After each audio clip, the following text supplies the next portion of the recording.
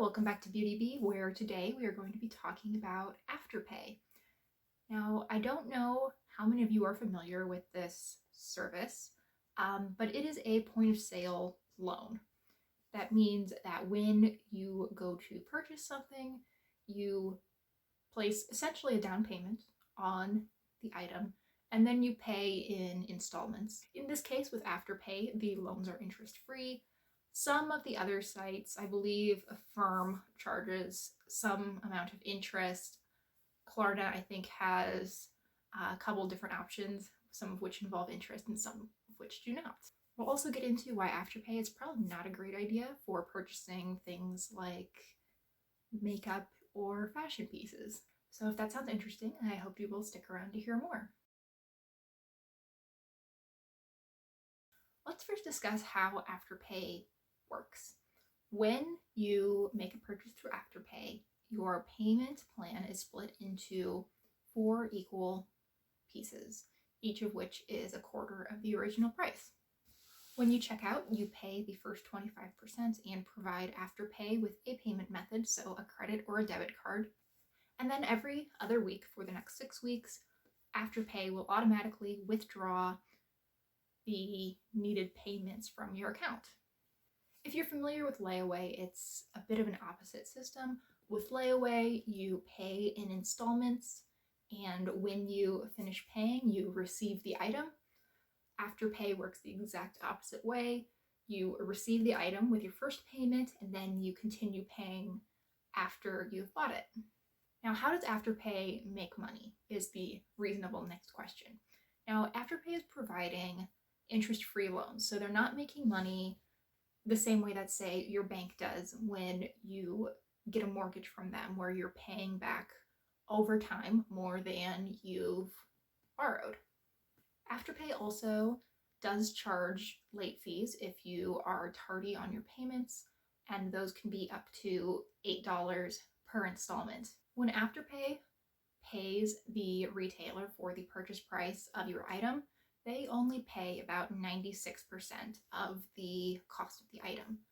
That other 4% is a discount that the retailer has agreed to give to Afterpay, and that 4% is where Afterpay makes most of their money. They are bringing in 100% of the purchase price from you and then giving out only 96% of the purchase price to the retailer. It's actually not that dissimilar from how credit card companies like Visa make money. The retailer usually provides credit card companies with around a 1% discount for acting as the middleman between them, the retailer, and the financial institution that the money is actually coming from.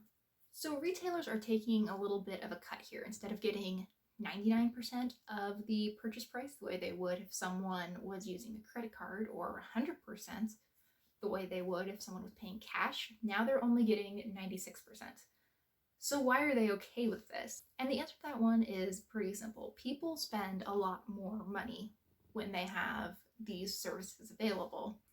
If you don't have the cash on hand and ready to purchase something, Afterpay gives you a way of acquiring that item without having to put down a credit card. And it does have a real impact. With Affirm, which is a quite similar service, retailers noticed up to a 10% increase in revenue per online visitor after they started using Affirm. And mind you, that is not per individual who is using Affirm.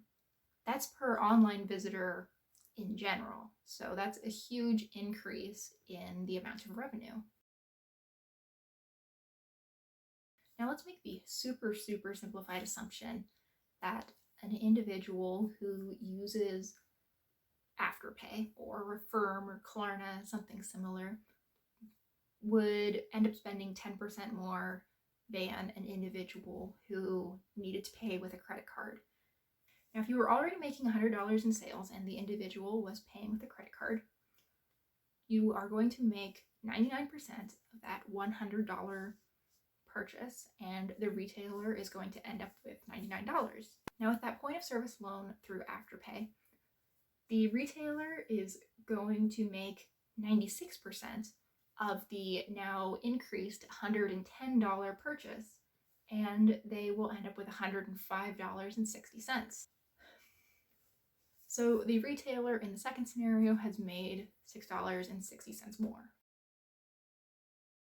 The psychology aspect of why we're willing to buy more when we are purchasing with something like Afterpay is also really interesting. It moves us further and further away from quote unquote real money. Now, if you go into a store and you have $100 in cash to buy whatever it is, you're not going to spend more than $100. You physically can't do that. Now, if you go into that same store with your credit card, even if you tell yourself that you're only going to spend $100, you may well stick with that, but there's also at least the physical possibility that you could end up spending more. And that's been observed time and time again. When people pay with credit cards, they are more willing to spend a greater amount of money than they would do if they're paying cash. Now, that's due both to the limitations of cash that we talked about earlier, as well as distancing. When you pay with your credit card, it doesn't feel like you are paying real money. It puts this level of distance between when you get the item, so when you're at the store, and when you really feel like you're paying the item, which is when you're paying your credit card bill.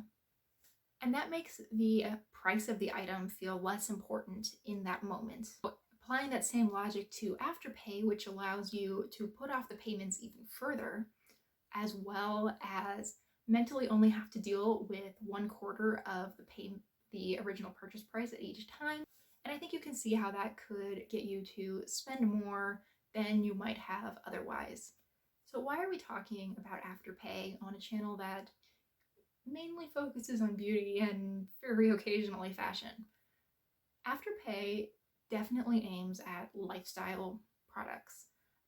If you go to their site, the first 3 categories that they list are women's clothing, jewelry, accessories, cosmetics, and men's clothing. So this isn't aimed at helping you pay for food or shelter. It's about the extras, the fun things. And if you needed any more evidence of that, over the holiday season in 2019, so a year and a bit ago, Afterpay's top retailers in the US included DSW, Urban Outfitters, Ulta Beauty, and GOAT. And on Afterpay, the best-selling brands are ColourPop, Nike, Levi's, Ray-Ban, Steve Madden, and Jeffree Star Cosmetics. So cosmetics purchases make up, no pun intended, but appreciated, a good chunk of their business model. But financing makeup doesn't really make a whole lot of sense. Most makeup isn't a necessity.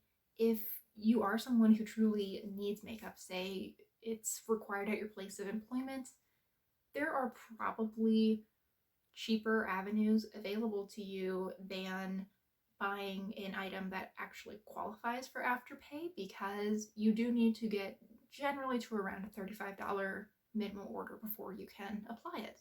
You can likely find less expensive options or save up over time for a bigger purchase. That's not an unreasonable strategy at all.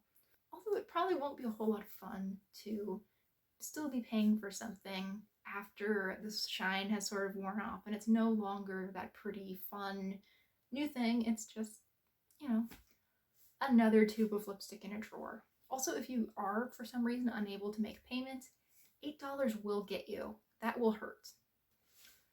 So for full disclosure, I've never used Afterpay or a similar service, and I am not a financial advisor or anything similar. I'm just a curious person who wanted to look into something a little bit more and is okay at Googling things. Thank you so much for watching. I hope this was informative and or helpful and or interesting. And I hope you'll consider liking and subscribing if it was any of those things. Thanks again, and I'm looking forward to seeing you next time. Bye!